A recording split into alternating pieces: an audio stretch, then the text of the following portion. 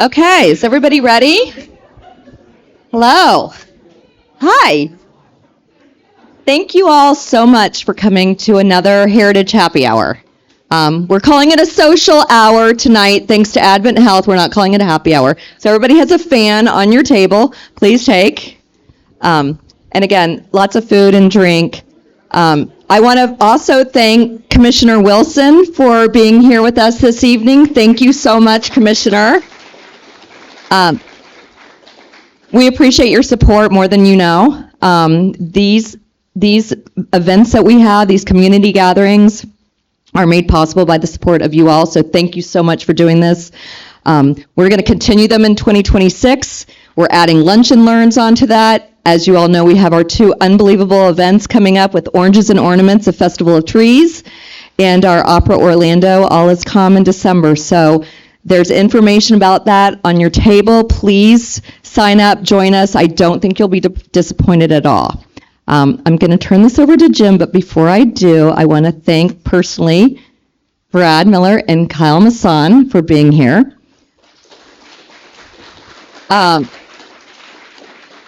I love the fact, and Alexander, where are you? Little Alexander. Hi. So everyone that played Windermere Little League in this room, please stand up. That's what I'm talking about. So these two young men right here are my sons. I have to say that. Right here, Davis and Dylan, thank you for being here. But anyway, I'm going to turn the mic over to our beloved Jim, who, thank goodness, he's back from Italy. You can't do that again. All right.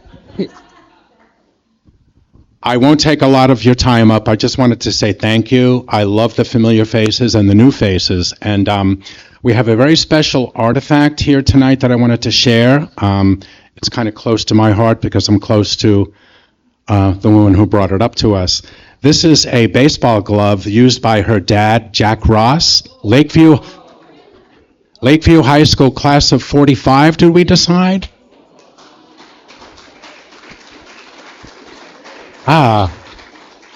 So when I say things like this, I always say that history is not a bunch of dates you memorize from a textbook. It's things that you can feel and then connect to the generations before you. And knowing that, you preserve items like this for the generations to still come. So thank you so much, Brenda. And thank you all so much. I'll turn this back over to Christy. Thank you. Appreciate it. Christy, would you like to introduce our next, is Kyle Masson? Kyle Masson. Okay, he's going to be talking about sports stuff. I'll let Kyle do it. Appreciate it. Thanks. Hey guys, nice to meet you.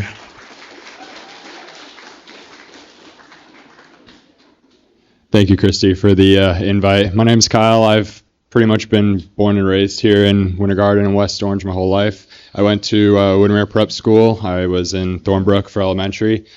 Through the days, we played Little League back in the day, so I've been around this area and this group of people for a bit. My story starts exiting high school. I went off to UCF for mechanical engineering, but I grew up with a huge passion for motorsports, and I started playing Forza when I was a kid, and that passion, the perseverance, I didn't find it so much in baseball or any of the other sports I was playing, so I went off into motorsports, went into Mazda's Road to Indy. Out of the Road to Indy, I found a love for endurance racing, so like the 24 Hours of Daytona, 12 Hours of Sebring, I'm sure you guys have heard of those races. I went up the Mazda ladder. My team, based out of Europe, they're a French Le Mans prototype team. We ended up winning in 2017 the 24 Hours of Daytona. Thank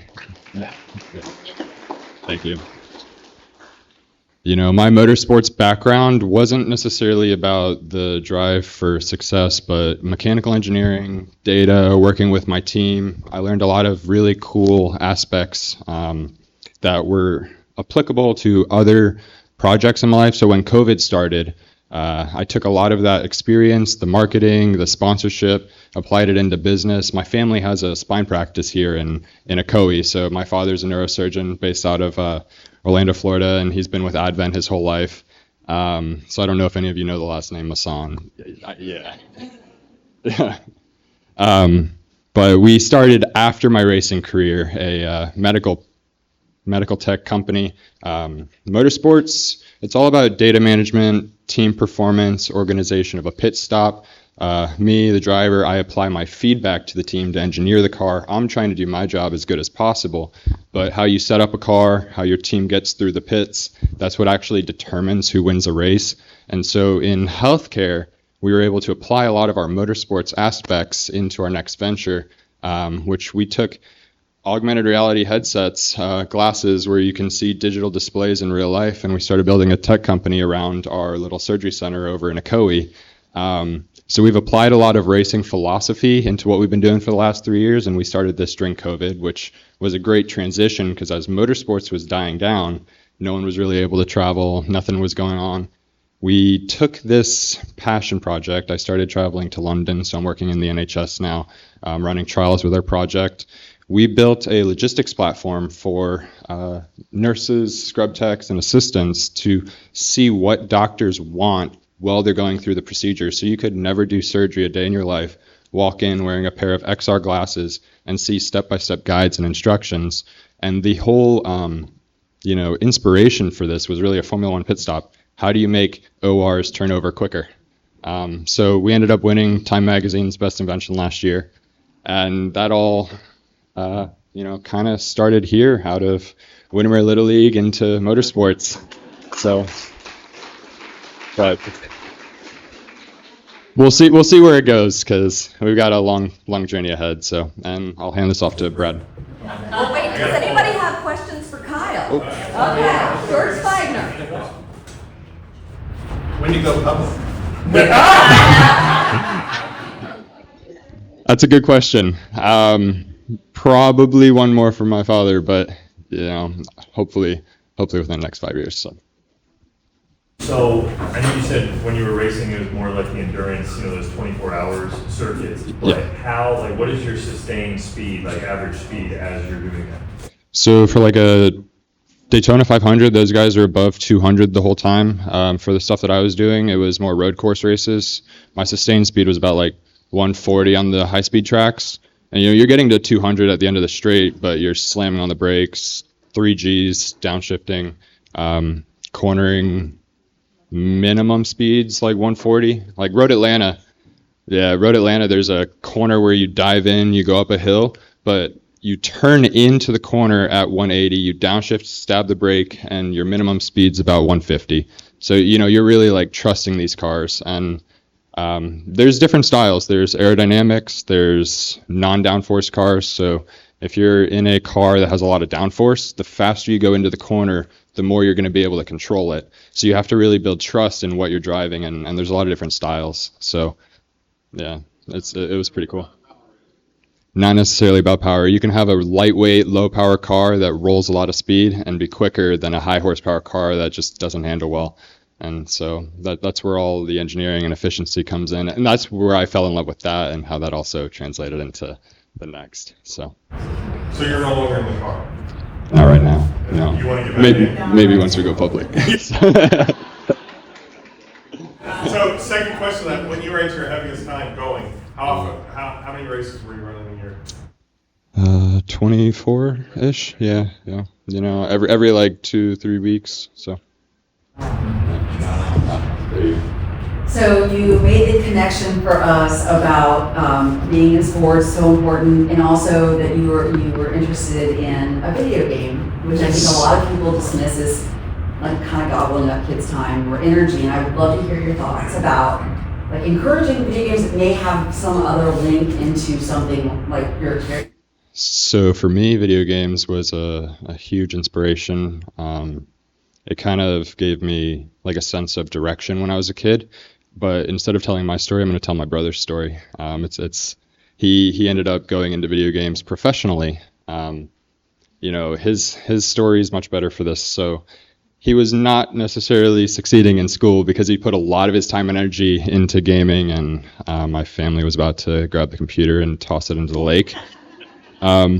So it was at that critical turning point where my mom was having a discussion with my father, and he's like, Kyle's raced professionally. I'm always more for let the kids pursue their passions as opposed to, throwing them in the typical rigorous structured path. So he, instead of throwing in the lake, he upgraded the computer, forced him into it. So he started streaming, and he had to learn how to network his way onto a professional team.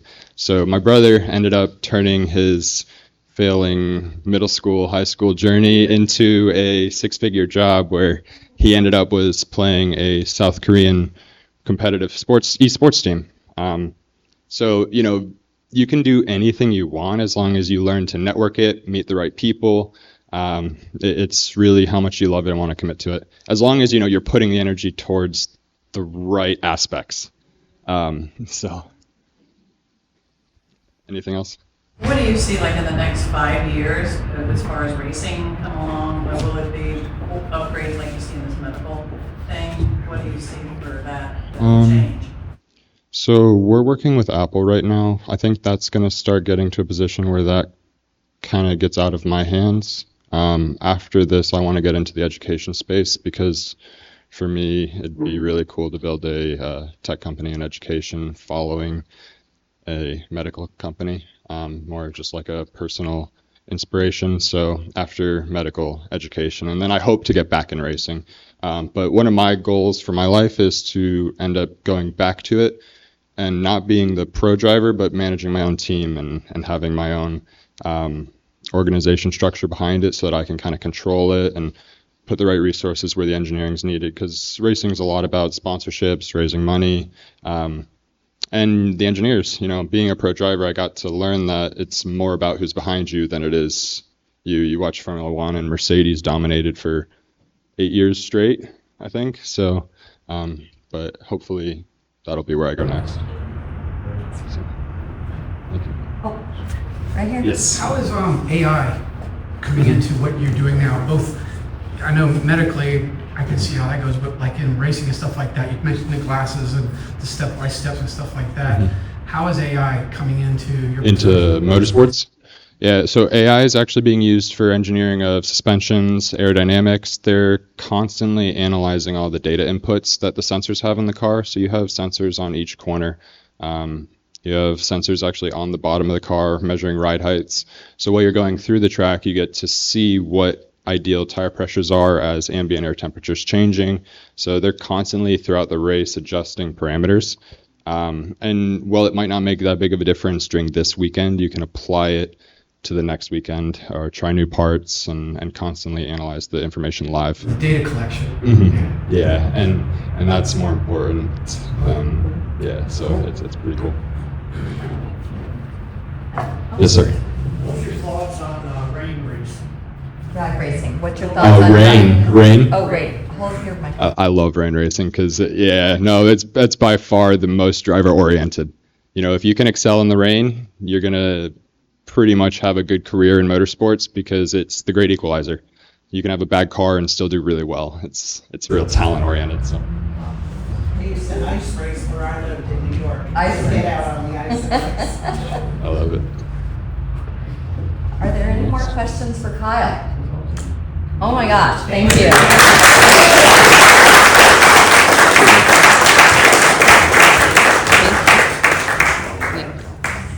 All right. I gotta follow that.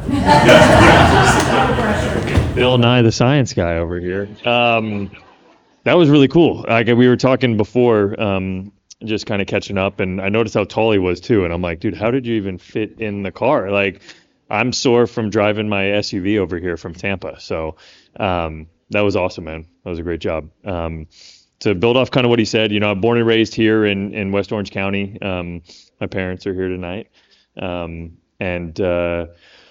Grew up, here and had a passion for baseball from an early age, but just a great area to grow up in Orange County.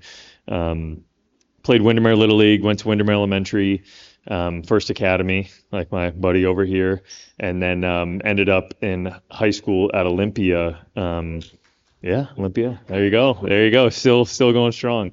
Yeah, even with my family, we live in Tampa now, but even just driving back through downtown Winter Garden, it's just amazing to see, the growth and the golf carts everywhere, and, a lot of good memories, tooling around these streets with my friends. And, but yeah, I think for me, at least in Orange County, it started at Windermere Little League, the original fields behind Windermere Elementary, and then Bailey Park, right around the corner. But, yeah, just, loved being on the lakes and loved everything that kind of the area had to offer. But, just definitely had a passion growing up for hey, George, for baseball. There he is. George tried to get me into golf years back, but I just wouldn't do it. But, and I was wrong. Now I'm obsessed. But, so born and raised, and was fortunate to play up through high school, and I went to Clemson University to play baseball. So we're not going to talk about football right now.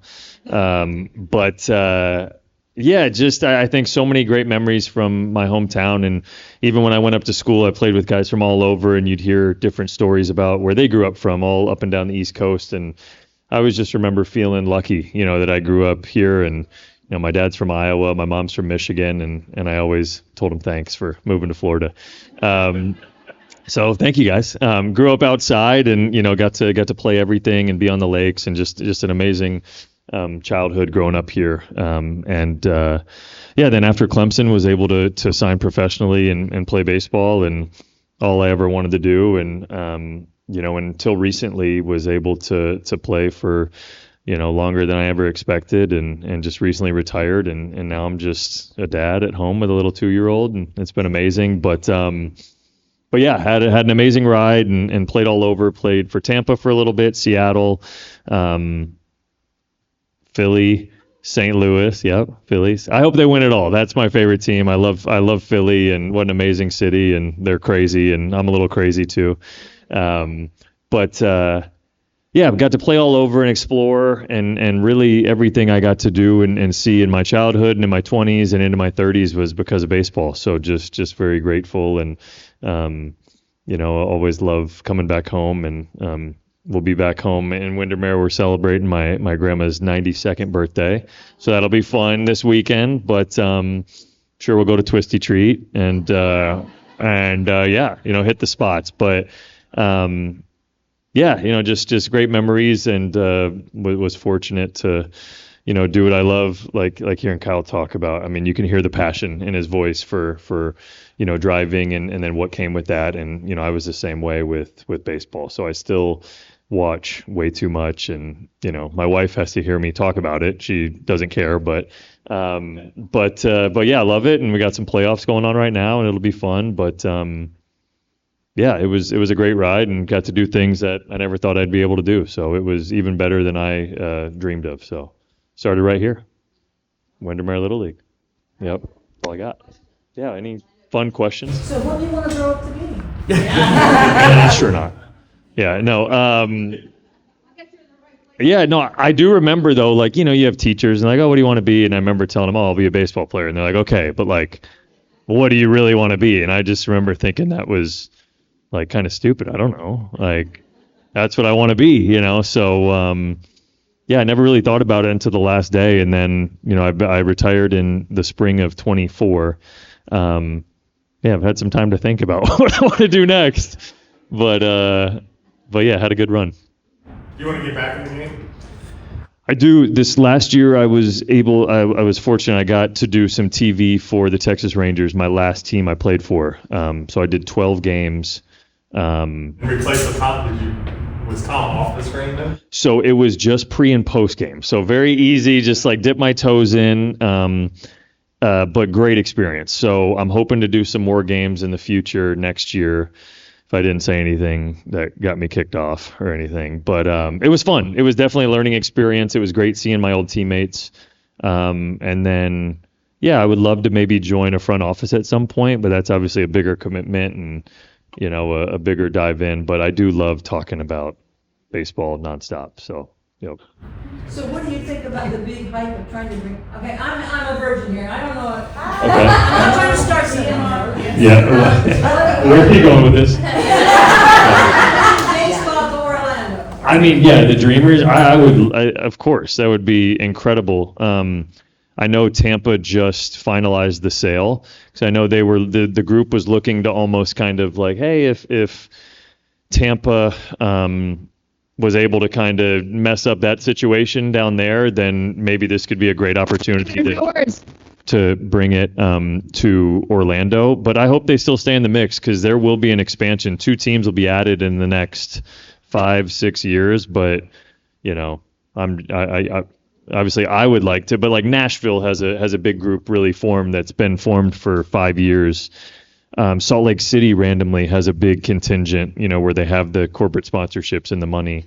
So it's something I'm going to follow for sure. I love the idea of expansion, and obviously anything with Orlando, I tried to read up on. And So I heard years ago that acting Mayor Hood is the one who put the axe to trying to get the Tampa team to be here. Gotcha. So what can we do as a community to try to get that team here? That's a great question. I think to me it kind of I think about just the can you do something?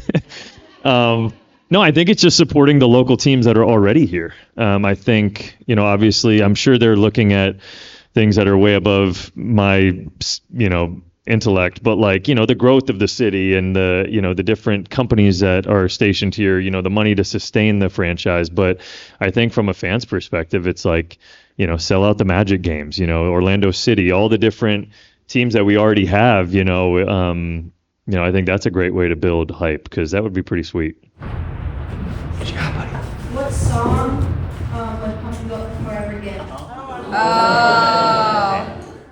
That's a great question. I still am in my car sometimes. Big thing is like your walk-up music. Like when you walk up to the plate and you got the whole stadium just going crazy. So I still will listen to songs and be like, hey, like that'd be a good, not that I need it for anything, for doing the dishes maybe. But yeah, I think, man, there were some definite songs over the years. I grew up in Windermere, so Tupac for sure was a big influence. Big influence for sure. But yeah, I like just anything that would get you fired up, rap music, or in the big leagues you play with a lot of Latin players, and they just have, their music is on all the time, and you kind of can't help it, but you start learning the words and everything. So just the energy, from that. But yeah, there was some stadiums that I played at that guys would complain because they wouldn't play your walk-up music loud enough. And then there was other spots where it was like they would break the speakers, and it was amazing. You'd feel like Barry Bonds walking up there. Oh, right here. Who was the scariest pitcher? Who was the scariest pitcher that we played? He just pitched the other night for the Red Sox, so Aroldis Chapman. So I was a left-handed hitter, and he was a left-handed pitcher. He throws 100 and as hard as you could possibly throw. And he was a teammate of mine in 23. So I finally got to meet him, and he's an amazing guy, but very scary. And if you took a good swing off him, which when I was with Tampa, I took a really nice cut first pitch, because I'm trying to get in and out. Like I'm trying to hit the first ball and go back to the dugout or just get out of there. And the next pitch was like 103 at my eyes. And I got out of the way. That's why I'm standing here. But, yeah, and then you got to get back in the box, and it's like he knows he scares you. I'm scared, and he ends up striking me out. Yeah, so I think he faced him 4 times, and he almost hit me 3 times, and I struck out all 4 times. So it's like I'm looking back to the dugout. I'm like, why am I up here? Like why me? But he would do that on purpose. He would, as like an intimidation thing, he would throw at your head and just hope that you got out of the way. So very scary. You kind of answered my question, but I want to get a second one. One word to describe playing with the Phillies besides crazy. Yeah, no, I loved it. And, Philly fans get a bad rap just because they're so passionate. But I I'm kind of crazy too a little bit. You know, I flipped the switch when I was playing, so we loved the city. You know, it was the first place my wife lived with me full time. So it's where I proposed to her. It was just, we loved, the food was amazing. The people, every time we would go out to dinner, it's the only place, like we'd just be sitting in the back corner and somebody would say something, hey, you know, go Phillies, Brad. And it's like, I never get noticed anywhere. And in Philly, they were just so passionate. But then they would be like, hey, the other night, like, why didn't you get a hit there? But like, it's just like, I don't know. I fit that style. I loved the passion. That's how I played. We were just talking a bit ago about my 5 career ejections. So, you know, I had some passion. But I just, in the postseason too, that place it's crazy. The last couple of years, like they said, opposing teams go in there and they're just like, it's 4 hours of hell, they call it. Like, it's just, they're just getting heckled like crazy. Can I answer that with one word? Yeah. Bamboo. Bamboo. Yeah. Then we have to tell the story. Yeah, so when I first got traded to Philly, they had the best record in the National League, and I was in the minor leagues. And I was obviously thrilled to be traded to not just the big leagues, but, you know, a team that's winning the division. I was so excited. And I showed up, and I wasn't playing much, and we immediately go on like a 7-game losing streak. So like I show up, I'm all excited, you know, this is great, and we immediately are like, everybody's miserable. And so I wasn't playing, but I always had a thing. We always had a lucky bamboo plant, like growing up, and we're very superstitious. And I'd done it before in my career. Like I knew I had that like trick up my sleeve. Like if I ever needed like to get out of a slump or something, like find some bamboo, like it's lucky. And so my wife and I went to Chinatown in Philly, and we found this lucky bamboo plant, like negotiated with the lady, and I took it to the field the next day. And how, you know, the media in Philly is also crazy. There's a ton of reporters, like they ask you a million questions. Like it's very, some of the other places I played, you know, you go a month and you don't have to talk to the media. But in Philly, it was every day. So I show up with this bamboo plant and they're like, what is this? Like, what are you doing? I'm like, I was half joking, but I'm like, hey, like the streak ends tonight. Like we're winning. Like we're doing this. And there's like 30 reporters at my locker. And I'm like, I haven't played in days. I'm like, but I'm talking about this dumb plant. And that night, we didn't just win. We won on like the most dramatic walk-off homer against the Mets. And then the next day, we go back and we get a bigger bamboo plant. And we put it in the middle of the locker room. Guys, we walked off the Mets again on a homer. So then I go back a third day and I get a little plant for my manager. Because by then it was just crazy. I had hit a home run. They put bamboo up on the Jumbotron. Like it was awesome. We hit a third walk-off homer, swept the Mets. So in Philly, like I'll be at a coffee shop in Tampa, and like I said, never get noticed anywhere, my whole career, nothing. And some crazy Philly fan will come up to me and be like, "Bamboo Brad, what's up?" And I'm like, "Come on, like say less." So that's why I love Philly and always have great memories there. Yep. Who inspired you the most? Probably my dad, right here. Yeah.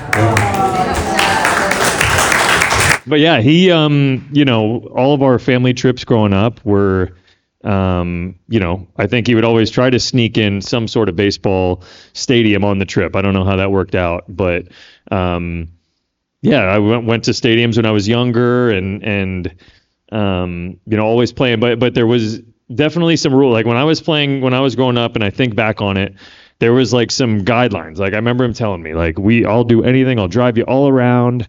All, you know, whatever new equipment, all that. But like there were some very strict like non-negotiables. And, you know, it was like, hey, like you're going to play hard. Like you're going to hustle all over the field. You know, you're going to respect your coaches. And you're going to be a great teammate. You're going to cheer on your buddies. You're going to have fun. And the second you don't enjoy it anymore, like we're done.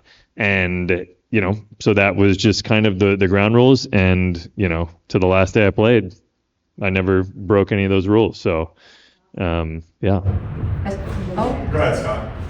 So Windermere and Winter Garden has over 100-year baseball history. Yep. We're deep into it. Yep. As a product of local baseball programs, what do we need to do as a community to not only keep the tradition alive, but to grow it? Yeah, I mean, it is amazing. Like, I see it, like my little web and network as you go and play in college and play all over.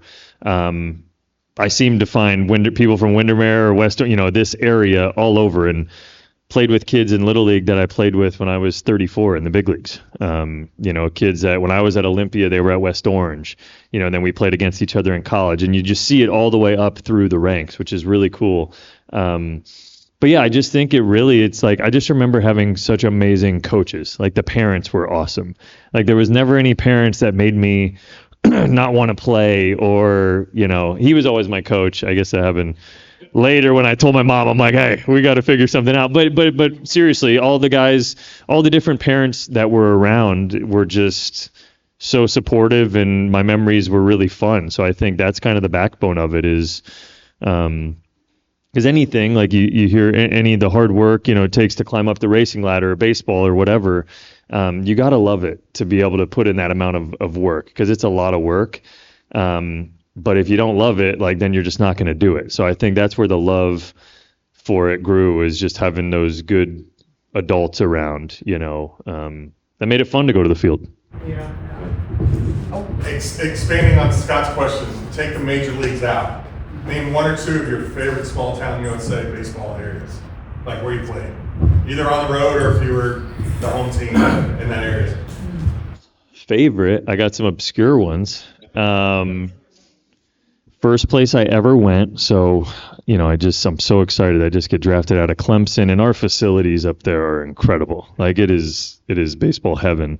And I get drafted, I'm all excited, and they're like, all right, you're going to Clinton, Iowa.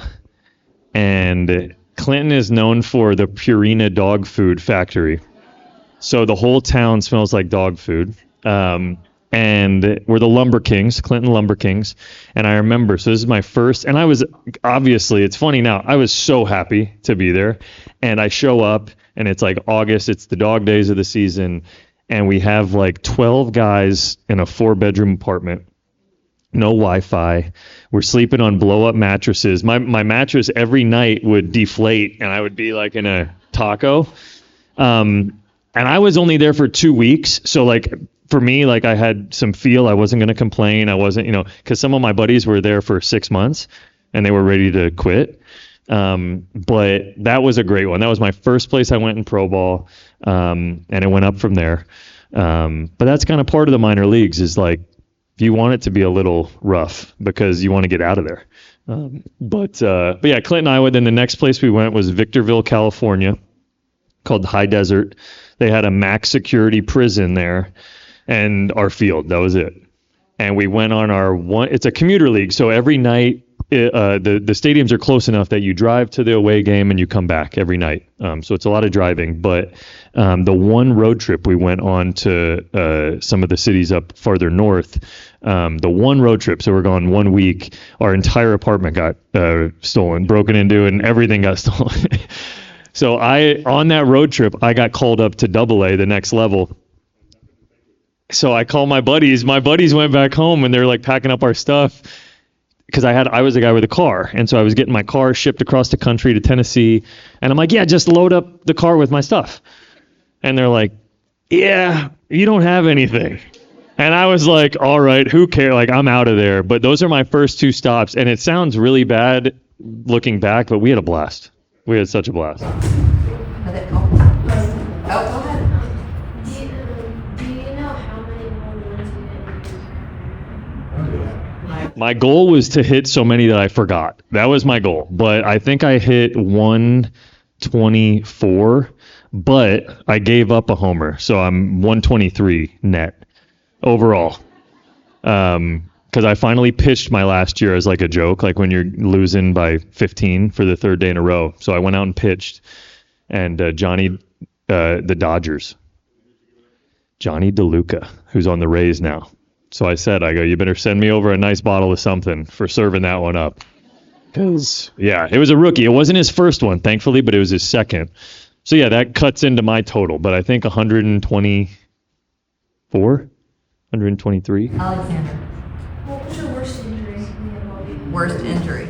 My hip. I had it's a little sore right now, but I had a hip labrum repair I played on it for a couple years and just, would ignore it and wanted to keep playing, but had surgery and then was able to fight back from that and play 4 or 5 more years. But towards the end of my career, that's why I had to stop playing. I couldn't run like I needed to anymore. But yeah, that's part of it. It's one of the not fun parts of it is dealing with the mental stress of the injury and all that. But I was definitely lucky to be as healthy as I was.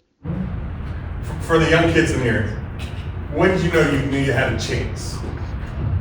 I mean, the night I got called up to the big leagues, I was surprised, honestly. I remember my dad tells a story, like in one of his buddies from college was a scout for a professional team.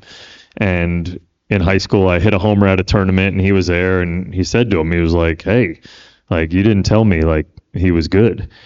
And my dad's like, I don't know. Like, and same thing, my travel ball coach said, hey, you need to have this agent represent you. My dad was saying, I mean, right? Weren't you like, okay, that's kind of weird, but sure. So it just happened so fast and I never really thought about it. Like nobody ever told me I wasn't good, I guess. I don't know. Or, but truly I just kept whatever, because there's so many levels, and if you get ahead of yourself, then it gets tough. What was tough was once I was in the big leagues for 5 or 6 years, I had to go back down to AAA. That was hard because I knew what it was like up there. And I knew I should have been there and I wanted to be up there. So that took a nice phone call from my dad and, a stern talking to. But, I needed an attitude change. So that was harder when I was up there for so long and then I had to start over. Do you think about the possibility of coming, as a baseball purist, it kind of irks me, but the possibility of electronic strike zones? Yeah. I love it. I mean, yeah, I do. It favors the hitters so much. So they're going to do, essentially they have the technology now where, they can come up with the strike zone and automatically on the spot do it. They've tested it in the minor leagues. And my last couple years I rehabbed, and they send you down to the minors to get some games in before you get called back up. And they would do it. And so you would be hitting and immediately the ball would come in and you could look up on the Jumbotron like a video game and see where it was on the zone. So it's so advantageous for a hitter. And you take the umpires out of it, which great guys, love them. Nothing personal, except for 5 of them. Actually, the guys that tossed me actually became friends after the fact. You just spend so much time with them on the field. But yeah, I love it. It'll be, if they can figure out like the details of it, like what to go off of, I think it's going to really help. The offense will go up. It'll be a lot more fun to watch for a fan, and you won't be screaming as much at C.B. Buckner and the umpires. All right, any last questions? How do you mentally prepare to go to the next team after you've been traded? And all of that, what were the better clubhouses? Yeah. And what were the worst clubhouses, welcoming or not welcoming you in? So my first time I was traded in the off season. So that was easy. Like, cause logistics is really the hardest part because, I always get this question a lot is, does the team help you with an apartment? Does the team help you with this? And they don't. Like, you're on your own and you got to find a way to, and if you have a family too, like that just throws, which I didn't, during my career, but it's just a headache. So, the one in the off season was easy. I was here and I just, a couple months later, just went to Port Charlotte for Tampa rather than Arizona. Trying to think if I had any.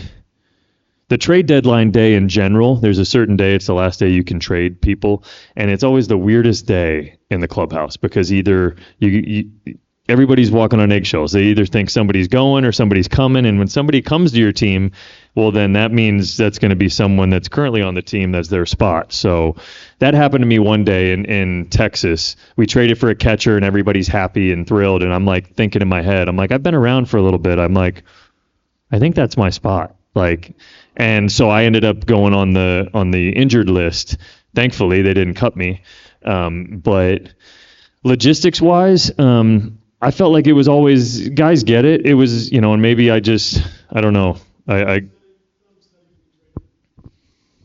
just depends. When I got traded, it was mostly positive times. Like I said, I was in the minor leagues with the Yankees and I got traded to Philly. So I'm thrilled because I'm not in Scranton anymore. I'm in Philly. and everybody's happy for you. It's like you're getting out, It's like you got this. But yeah, how many times did I get traded? Oh, Tampa to Milwaukee. Yeah, that one was when I was with Tampa, they were going to some younger guys. That kind of caught me off guard. And I just remember immediately in St. Pete, I went home to our rental house in St. Pete, packed up all my stuff, and I drove home to Orlando immediately. Like I was in Orlando, I think, before the game started that night, just because it was happening so fast. And then it took some days to figure out where I was even going. And then I ended up going to Milwaukee. For G-Man Choi. That was the trade. But so that one was weird. Like in the middle of the season, having to go home for a week, sit there, I don't know anything, and then I end up going to Milwaukee and ended up having my hip surgery that year. But yeah, the logistics is the craziest part behind the scenes. Like how you get there, can you get there quick enough to play in that game? And there's so many moving parts, but luckily I didn't have anything too crazy. You must have just missed Randy Johnson if that wasn't the scariest picture. Oh my God. Yeah, and they said Randy Johnson used to intentionally throw at guys too. So, I mean, that's pitchers, They just, you can't live with them, you can't live without them. You need them, but they're a little messed up. All right, I think we're good. Oh, one more. What was your starting salary when you got it? So there's a cool exercise every spring training that the Alumni Association does. They travel around, our union and our old players, and a lot of our coaches are ex-players too. And they'll do this drill, and they'll kind of they'll find the oldest guy in the room, and they'll say your name, say what year you were a rookie, and what your starting salary was. And it's a cool exercise because you see, like, the guys that came before you, they fought and they stood up for their rights, and the game's grown. And it's crazy. It'll start in like the 60s, and they'll be like, oh, I'm, Mike Maddox, and I made my debut in 68, and it was $9,000. And then it keeps going, and it gets crazy. And then they'll find the rookie. So mine in 2013, I think the major league minimum was like $587,000, which is crazy, especially when you hear these coaches start, through the decades. I mean, it keeps going up. And then I think now currently it's like 780,000. So I always liked that in spring. I played for the same coach, and he would always do it, but you just keep going. And then the last, you make the rookie, the 21-year-old kid that knows nothing. You're like, hey, what's, and he's like, hi, I'm 21. And my first year's salary was $800,000. And he just feels like, and you got this coach that's been in the game for 60 years, and he's like, I made $4,200, my first year. So, no, it's a cool little practice. So, and I hope, for baseball, I hope that the game keeps growing, and, it just keeps getting bigger and bigger. But yeah, so fortunate. And, I would have played for free. I didn't tell him that, but I would have. Man, yeah, that's crazy. In today's game, he'd make $1 billion. Like, I had some coaches that would be very adamant about that too. They were a little salty. They're like, if I played today, I'd make way more than you guys. We're like, well, you don't, old man. To answer his question, I was born here in 1940, but in those days, the Chattanooga Lookout Farm Club was here. Oh, yeah. And that started the baseball era in this area. Yep. Little League Right came here. from that. We played Little League, we played in the summer, we had a summer league, we had a winter league, and of course all the teams. So baseball became a big deal. Yep. And I would say in the 48, 50, Yep. something like that. So Harmon Kilgore said this was one of his favorite places to play in the minor leagues. Why? Why is Winter Garden so important in the scheme of We baseball? have beautiful women. That is awesome. That is awesome. He was from Idaho, so that's why. Oh my God, I love it. Yep, sweet. That's awesome. Thank you, guys.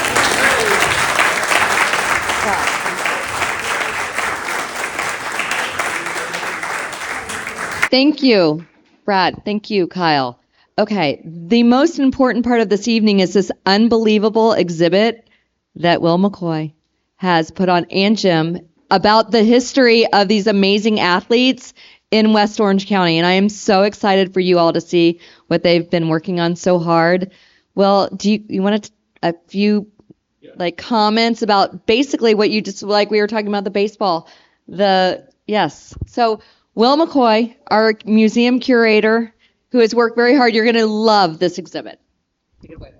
Hello. So of course, Winter Garden, as you can tell just by walking down the street, there's a lot of history here, and this town really values its history, and that is no different with sports. So, we've got our archive that is open to the public by appointment that you can come and, see, and we've got so many photos of baseball, football, basketball, stuff like that, going back to the early 1900s, turn of the 20th century, stuff like that, stuff that you would never expect to see. Small town like Winter Garden. We have the 1913 Oakland Winter Garden High School girls basketball team, and you can go and see that photo up over there now. We've got tons of memorabilia from the local teams, the local high schools over the years and over the decades, and it was really exciting to put together. So we'll go unlock the museum now, and you guys can come and check it out.